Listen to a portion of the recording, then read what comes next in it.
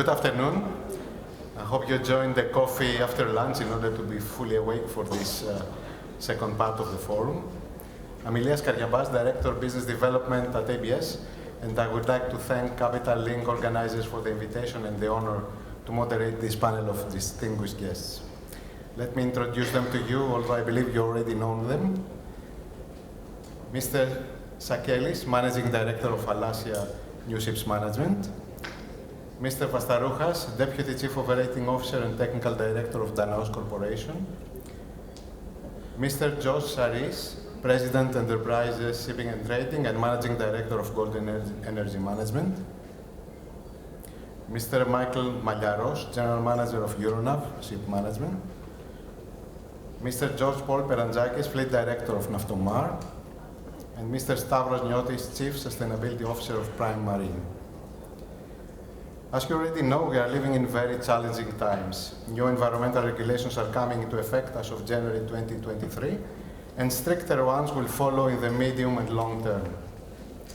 Shipping companies operate in a complex environment, interacting with several stakeholders, such as commercial, financial, and operational. Considering the short time up to the application of forthcoming requirements, decisions need to be made as soon as possible that will minimize risk and ensure the success of owners and operators. Operational efficiency, sustainability, decarbonization are all interlinked. Industry self-discipline, measures to enhance operational efficiency, and ultimately the selection of the proper fuel are among the options and alternatives. This panel will discuss alternative strategies to be followed. And in order to have as much time as possible to get our panelists' opinions on these issues, let us start. The first question is for Mr. Vastarouchas. So, as we know, there is a set of new environmental regulations coming, EEXI, CII, just to name the most critical ones to be dealt with in the near future. Where do you see the readiness status of our industry to comply with these new regulations? Good afternoon to everybody. Thank you very much for the invitation and the participation in this panel. It is a great opportunity to exchange views and share our positions in these hot topics that dominate the market today. Coming to the decarbonization issue and the new regulations, I have to say that we must see it from a dual angle of view. What exactly I mean is that it is totally different to discuss about EEXI, for example, or CII from the other side. Let's see it and let's share with you the feedback from the container industry, because this is the area that we are specialized. And as far as concerned the EEXI, we can say that yes, the market is ready, the industry is ready. Container ships generally have been designed with high speed, so there is plenty of power available there, and with the EEXI load, especially in our case, we have minimum 20 knots available for the ships under charter party conditions. So there's not any issue, since the market today is running the ships at 16.7 knots on average. From the other side, the CII is a big question, very gray area, and I think most important is to answer another question first. What is the real meaning, the real purpose of CII? I see it with different eyes. For example, if we consider CII something that came to set up a framework and allocate responsibilities, yes, it is welcome, and it is time for the market to see who pays what. It is something that remains spending a lot of time, but now we have to find definite answers. From this point of view, I believe, yes, it is the time to do it. But if we see the CII as a decarbonization tool, to my respect always, I think that we are not ready. Why we are not ready? Because the CII, as stated so far, as regulated so far, has to do mainly with the speed, the cargo, the route, the fuel. Something that, for example, container tonnage provider have no power. We do not decide these things. So how to be judged and rated for something that is out of our responsibility? At any case, it is an effort to do something towards decarbonization, and we welcome this action, but needs to long way to run at next, and most of all, to conclude with what the final AR will be. Because now with the dead weight and all these, let's say, problems that we have seen in real practice, like idlings, short voyages, weather conditions, every day we see new tunings, new decisions, and all these things affect the planning of the whole industry. So I believe that from responsibilities allocation purpose, we are okay, we are ready, but for the as a decarbonization tool, no, the industry is not ready, and CII will work difficultly. Thank you. Thank you. Mr. Sakellis, your thoughts?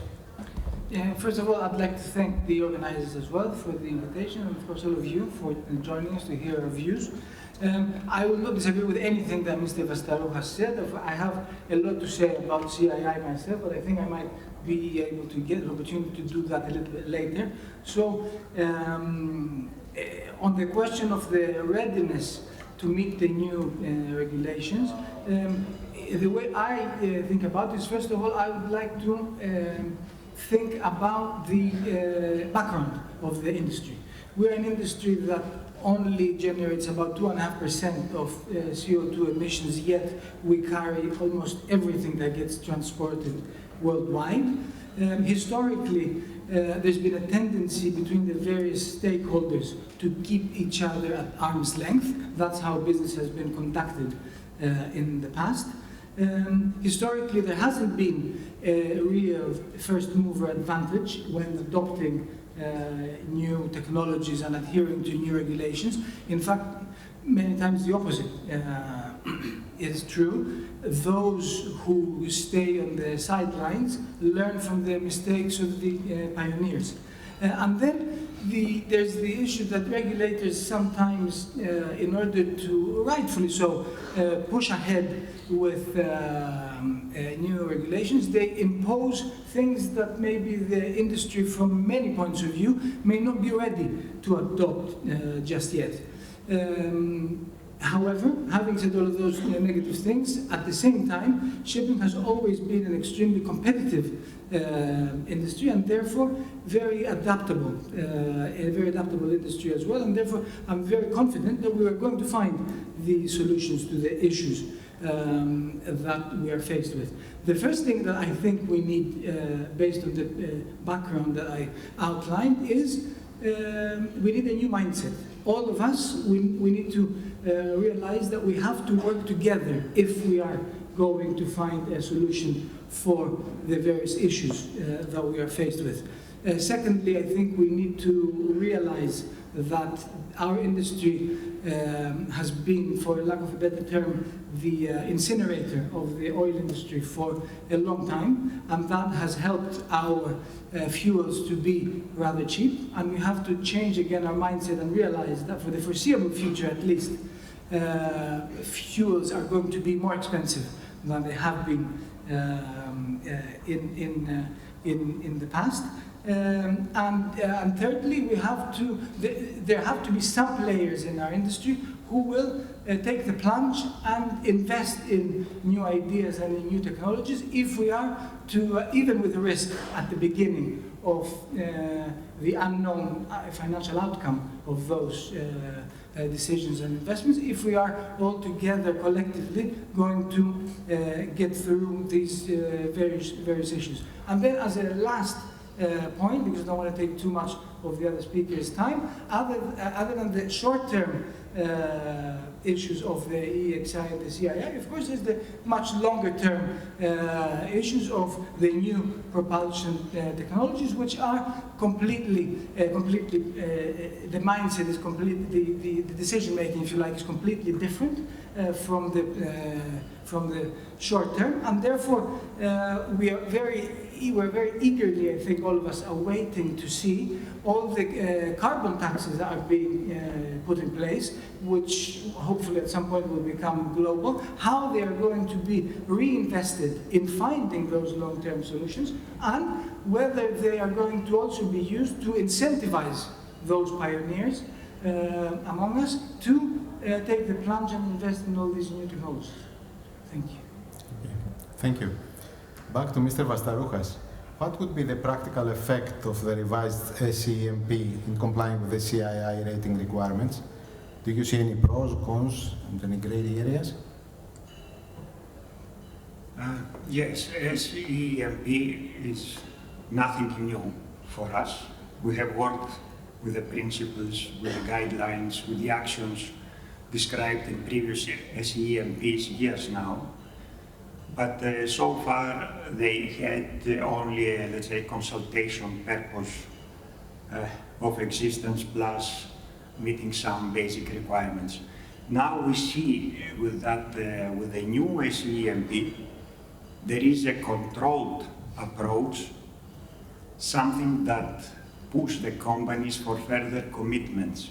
Now, how strong this control will be, I don't know. And here there are questions, of course, and I will start with the negative things, the gray areas, the cons of the SEMP.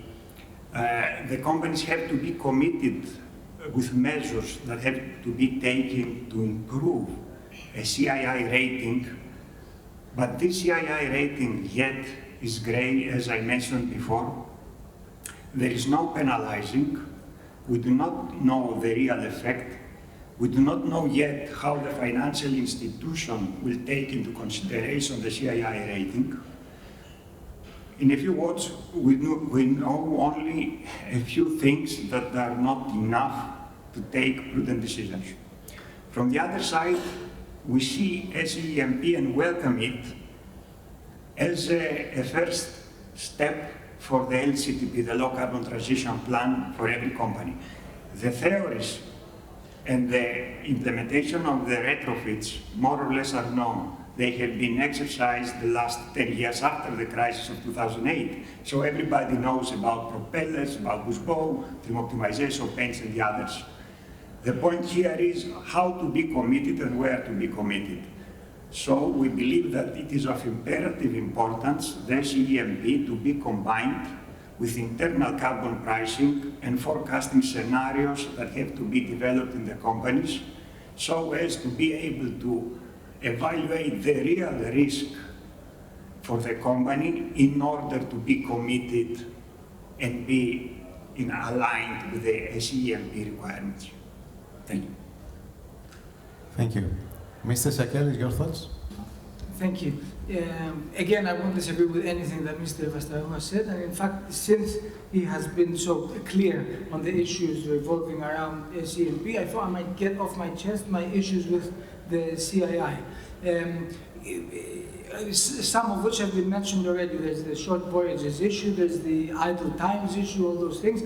I'm hopeful that maybe for some of those specific issues there will be adjustments that will be able to alleviate these problems. But I have a more fundamental issue with this operational measure, and that is that it focuses on the deadweight of the ship as opposed to the cargo that the ship carries. So imagine imagine a ship that is superbly commercially managed and doesn't have a single ballast day during a year.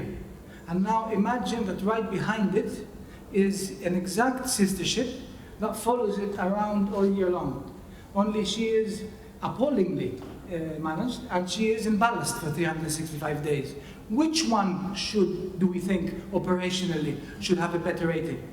Well, not the one that will be getting the better rating. So for me, that is something that we need to look into and solve if we are to properly address the issue of decarbonization within the parameters of what we are trying to do, which is to carry cargoes around the world. Thank you. Thank you. Mr. Sarris, There are a lot of uncertainties nowadays. Limited proven technologies, no dominant new fuel, higher costs. A lot of companies today remain hesitant to order new ships. What is your view on this? What are the basic parameters to make a decision for a new construction today? As well, we know that with alternative future fuel options, there will not be a one-fits-all solution. What do you consider to be the most viable alternative fuel and why? What has happened? First of all, I would like to thank the organizers for the kind invitation. And to answer your question, what has happened in the past and what is happening more intensely now is that politicians come up with new ideas and regulations, and then they place very strict time frames, hoping that eventually the technologies will follow. Unfortunately, this is not the case. Technologies need time, need to stabilize and prove themselves. The time constraint that the various legislations have imposed has made people look for easier solutions in alternative fuels, not thinking whether they are green or not. In my opinion, this is not a solution. It's just small steps towards something, towards a real solution. But this, for the time being, is a little bit, it looks like it's a bit hard to find. We need a solution that will create a new platform on which we will build a new era for all industries. A platform that will provide abundant and cheap energy for years to come. If one is to invest on a new technology, he has to make sure that the fuel that he is eventually going to use will be a green fuel or it will be produced in a green manner. Today, the technologies that are available can use both normal and green fuels. The fuels that are discussed widely at the present moment are ammonia, LNG, methanol, hydrogen, and others. We as operators need to decide which way to go. We need to choose a green fuel that is also economical for our operations because we need to be competitive. The technology that we will use to produce the green fuels, which I believe will be the future for all industries, is using a small, safe, compact nuclear reactor that creates electricity, which in turn produces green fuel. This new technology, although it has been around since a few years back with a different type of nuclear reactor, it did not appear in the marketplace simply because it contained the word nuclear. Since then, things have evolved very fast. People have been introduced to a new molten salt nuclear compact reactor, which uses HALEU, high-assay, low-enriched uranium, both as coolant and as fuel. The production of HALEU must be underlined that has recently been boosted in funding by the US Congress by $700 million US. And to add to this, the Biden administration sent a supplemental appropriation request to the Congress that will provide $1.5 billion to the Department of Energy to bolster the supply chain for both low-enriched uranium, which is used to existing installations, and HALEU for advanced reactor designs like the ones we are mentioning now. This shows the serious consideration of the US government for this technology. This molten salt compact reactor, in my opinion, is the only true zero-emission solution, and I strongly believe that when the people get educated and realize the benefits, it will be the solution that will prevail.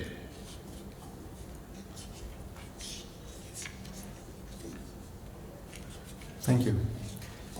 Mr. Perantzakis? Well, the question is very hot, and actually, if we want to be realistic, it is extremely difficult to make a decision now. So that's why you see that most of the prudent owners are on a standby position worldwide in order to decide which side they will take and what kind of ships they will order in the future. There is no one solution. We see that depending on the size of the ship, depending on the cargo transported, there are different solutions offered.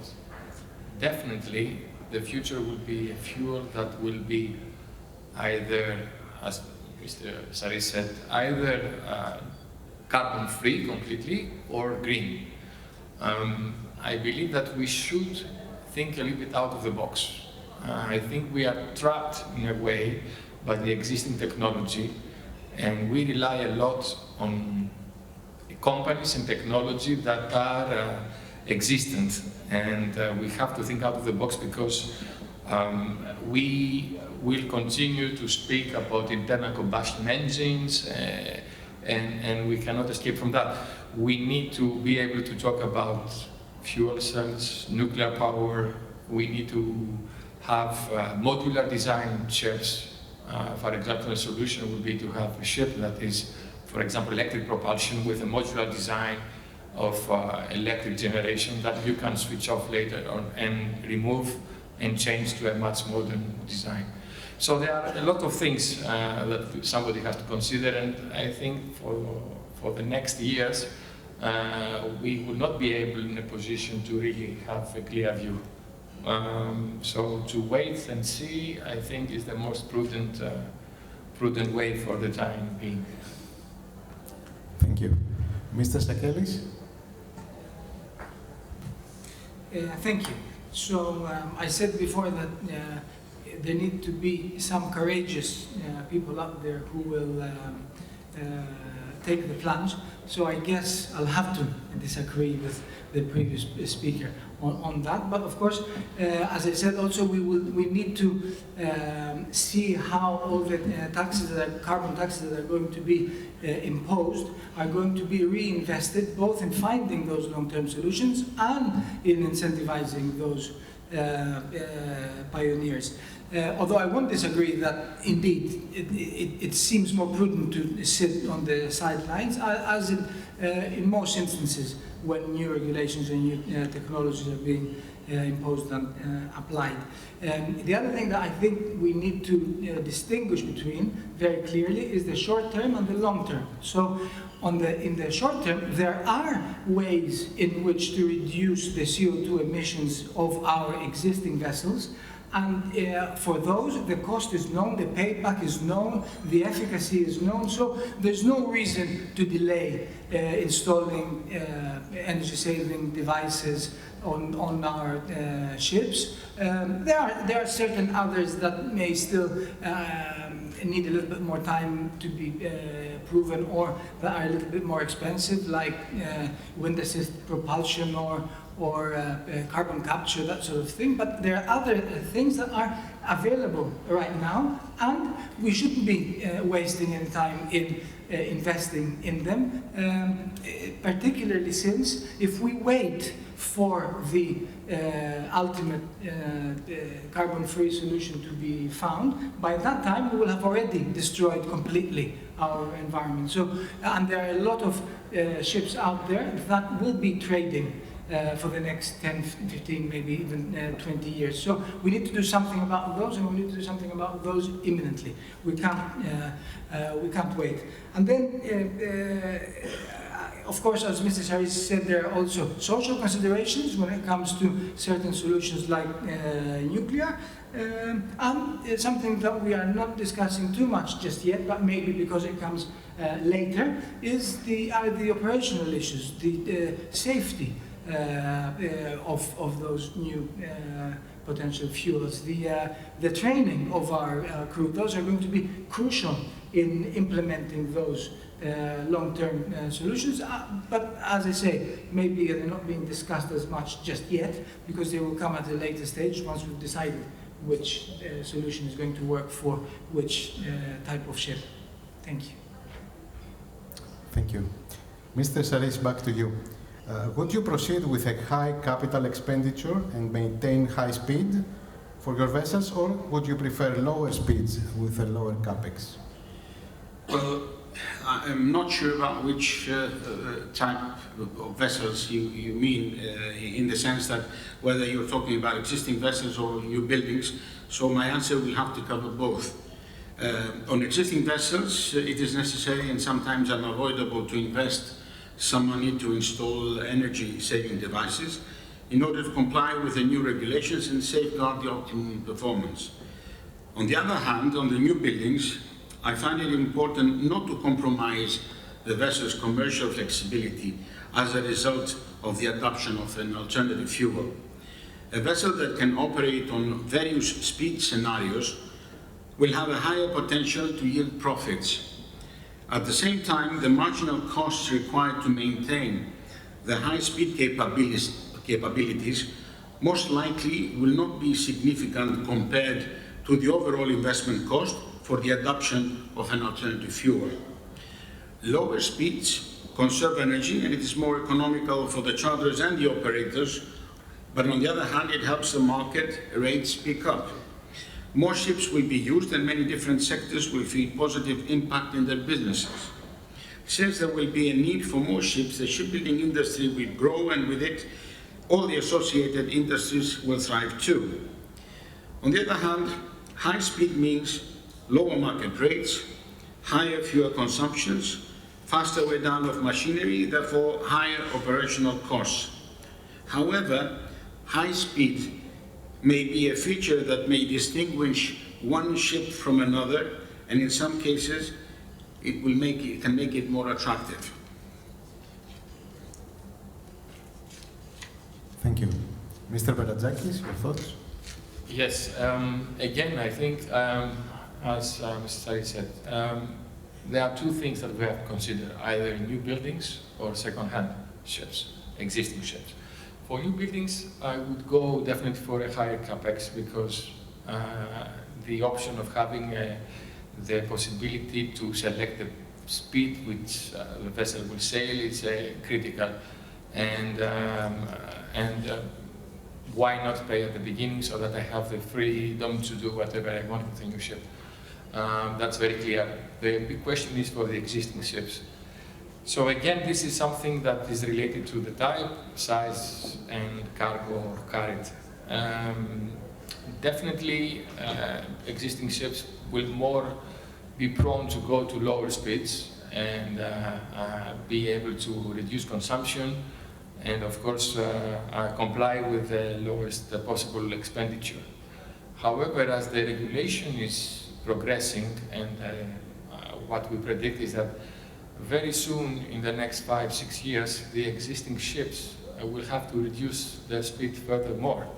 So that means that we will be forced at a certain point to invest in other means of improving our CII performance, not only in operational requirements, but also on technical appendices, technical equipment that will help us reduce the CO2 emissions. So I believe that in the future we will be forced to invest if we want to maintain the existing fleet, because there will be no further reduction of speed possible to improve our category according to CII and to be able to run the ships in this way. Thank you. Mr. Malliaros, any comments? Yes, good afternoon, ladies and gentlemen. Mr. Sarris and Mr. Perantzakis almost covered the entire aspect of the question. However, I would like to comment more specifically for crude market, which actually favors lower speeds, and the crude by nature is not as a commodity time sensitive as other cargoes. However, we have seen that the key for success in this element is mainly the collaboration with all the stakeholders in the value chain, meaning from the ship owners, the operators, charterers, etc. And we have seen that there is a lot of effort lately to optimize each and every leg of the voyage. And I believe that, as Mr. Perantzakis said, that more or less slow steaming for existing fleet, it's inevitable that it will happen. And if I can go a step further for the new ships, definitely we will have to invest on higher Capex in order to be able to respond not only to the decarbonization needs, but as well as to the commercial obligations of the vessel. Thank you. Thank you. Mr. Niotis. If you were to invest to an emerging technology, which one would you prefer? Carbon capture system, wind assisted propulsion, nuclear, hydrogen? Is there a game-changing technology that you consider as a solution for the future? Well, first of all, good afternoon, Kalispera. Thank you very much for the invitation to the organizers, and thank you all for coming. It's always very interesting to share our opinion on these very hot topics. Well, I think pretty much the question has been already answered already with respect to the investments on the existing ships or the new ships. But if I take it a little bit further, I would basically try to answer in two ways. The one way is, of course, the shipping perspective, whether you invest on your existing assets to adopt into a new technology in order to improve their performance, or whether you invest on new ships that will adopt maybe an alternative fuel technology, etc. But another aspect that I see on this question is basically whether you see one of these technologies worth to invest in general, to invest on its development, and whether you see this technology being adopted in general, not only in the shipping industry, but in a general perspective. On the first part, on the shipping part, we pretty much answered on that. I think there are some technologies like wind-assisted propulsion, ESDs, etc., like Mr. Sakellis mentioned earlier, that they are very well developed. They can improve your performance up to some level, of course, but they are there, you can use them. It's a low-hanging fruit, as I say, that you can invest small amounts and you can gain some benefits. When it comes to a wide adoption of a solution, I would just turn everybody's attention into hydrogen. Hydrogen, of course, and its derivatives as a fuels like ammonia or the e-fuels and etc. And the reason is because we see a lot of push from main institutions, from countries and etc. A lot of funding into hydrogen. I'm not saying about ships, but I'm saying as a fuel and as a commodity that it will be distributed in a very wide range. Just last week we had EU funding 5 billion euros for 32 projects around in Europe. US as well, just at the beginning of this week, they decided on the inflation program, which also has a very big part into hydrogen. So we see a lot of things going on hydrogen, so I would definitely invest, as I said before, not necessarily for shipping, but I would invest in hydrogen. On the other hand, I would also raise everybody's attention on a study that it was two studies basically that they were released back in April from UK BIS, and basically these were saying that hydrogen may not be as green as we are thinking of. And this is because actually the hydrogen itself, either if it is already produced as green, it has already a green global warming potential that is 11 times more than CO2. It reminds me a little bit how we were thinking of LNG around 5 or 10 years ago and how we are thinking about LNG now. So, as a game changer, coming to the real last point of your question, I would say carbon capture is a game changer, not so much as the technology that will come is a game changer with respect to the mindset. Meaning instead of trying to find new exotic fuels to create new infrastructures and etc., how to produce them, the supply value chain, we can get into, let's say, the carbon capture and the CO2 transportation, which is again another part that we see a lot of movement in US and the EU for sequestration, etc. Thank you. Thank you. Mr. Perantzakis? Well, yes, the question was the multi-million-dollar question. I mean, this is everything that we need to know for the future. In my opinion, yes, the future will be carbon-free. Most probably, we will start with something that is like carbon capture until things develop and mature, and then we'll shift to something that will be nuclear electrical propulsion. I don't see any other way. I believe that any other fuel that is green or blue for the time being has a lot of constraints. Carbon capture also has constraints in the sense that this carbon has to be stored on board. You need to create a network of players that will process and sell, and then you need to develop a market for that. So there are a lot of things. That's why ultimately I believe that nuclear in the form of molten salt reactors will be a solution. That is the reason why, as Mr. Sarris said, we have the funding from Bill Gates Foundation and also from the Ministry of Energy, Department of Energy in the US for the maritime transportation. When we develop things, the technology, then I think this is something that will be very, very quick to adapt. The only problem which is critical is training, is the mentality. That's why we have to think very careful how we have to develop this technology and how this technology will be, be available to the public in order to avoid any steps back. Definitely, it will be a carbon-free future. Thank you.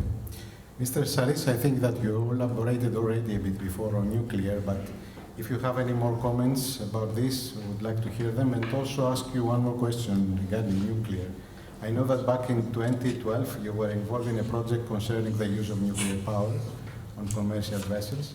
As I recall, the project did not proceed at that time. Why? What was the problem then, and what has changed now? Back in 2012, it was an initiative from Lloyd's Register that invited BMT, Hyperion. Hyperion is a US compact nuclear reactor manufacturer and enterprise shipping and trading to participate in a project that would consider the use of compact nuclear reactors to the third generation of commercial ships. The smiles that I was receiving then by mentioning that, of course, there were a lot, and it made me feel a little bit uncomfortable in some cases. Whenever I wanted to mention about nuclear, I thought that people would look at me in a funny way. The only person actually that was supporting me in various meetings I've had was Mr. Perantzakis, who believed in this, and I'm very glad to see that he still is. It was decided then that we will use one of our vessels, the Suezmax, as a ship for the study. The choice of the vessel was made for a specific reason, as we wanted to start introducing this technology slowly with ships that do not enter ports. Therefore, people would be more relaxed, and we hoped that after a few years, having gained the trust, they would be more willing to adopt this new technology on other types of vessels. Everything was going great. A lot of work was done in finding solutions to the various problems that we were faced with. And we have even started to establish some initial forms of legislation. But unfortunately, we stumbled on the human factor and the perception, human perception. When we've invited people from all sectors and all levels of our society, the large majority had negative feelings, and the project ended there. The work we did was published and was placed on the shelf, but it was not wasted, as later it was used as the foundation for CoPower, to continue the research and development of this technology. Now, who is CoPower? A few years back, I read an article about Bill Gates and his company TerraPower, and found out that they were working on compact nuclear reactors of a new generation, the so-called molten salt nuclear reactors. In fact, there is a documentary on Netflix, which is called Inside Bill's Mind, which mentions a lot about this. Then I found out that a sister company to TerraPower, CoPower, was based in London and was also working on the same project. Later on, I met with Michail, the CEO of CoPower, who has done a tremendous work both on legislation and on fundraising, focusing at the same time on the human perception. The result of his efforts are incredible, and we can witness this on a daily basis in the press with the articles that show that people today are more willing and much more educated than they were then. This is the reason that today I think that the people are ready to accept such a technology. Thank you. Mr. Niotis, what are the key parameters for ship owners for proper investment decisions moving towards decarbonization goals?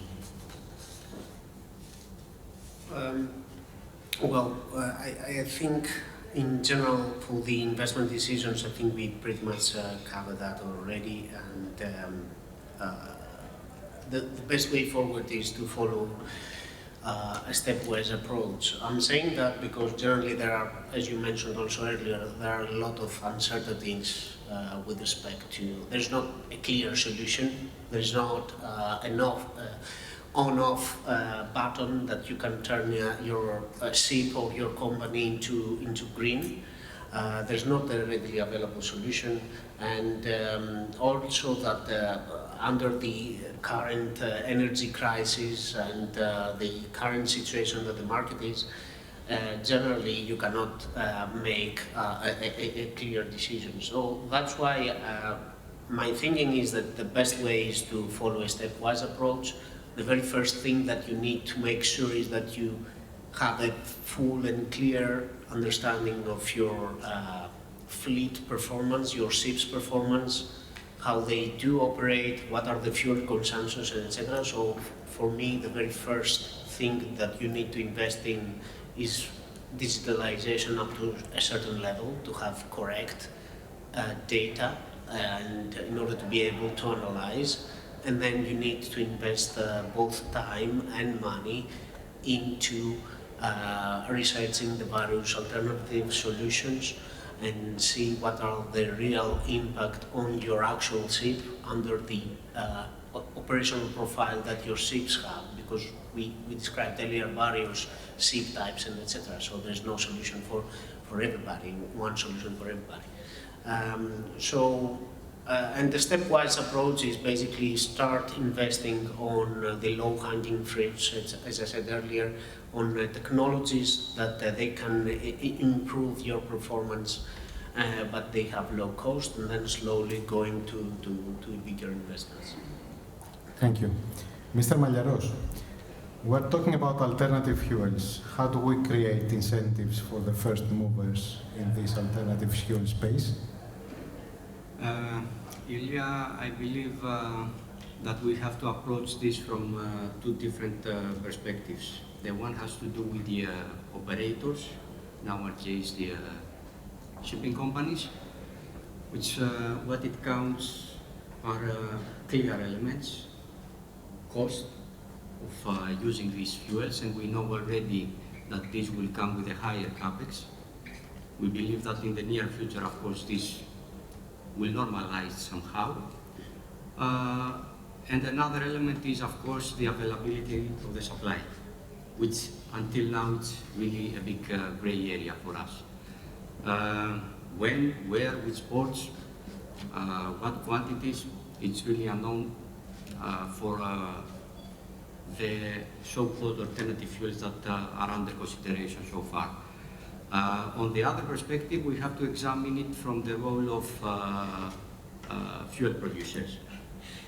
We know that there are very small developments, I would say, so far. In Rotterdam, for example, we know that there are some incentives for adoption of decarbonization fuels, and the current biofuel blending into petroleum fuel program gives the blenders carbon credits where they can offset the bio components. This is, I would say, a healthy framework under which we believe it will help the growth of alternative fuels. And similar programs through the EU would definitely help grow the supplies. However, I would say that all in all, it requires alignment between, again, all stakeholders, government, ports, producers, and of course end users. And we see there that there is not yet the progress that we would like to happen, and this gives, of course, a lot of pressure, again, back to the ship owners and to the shipping companies to conclude where and what vessels they will have to build and invest. Thank you. Okay, thank you. Now going to environmental, social, and governance reporting, Mr. Vastarouchas.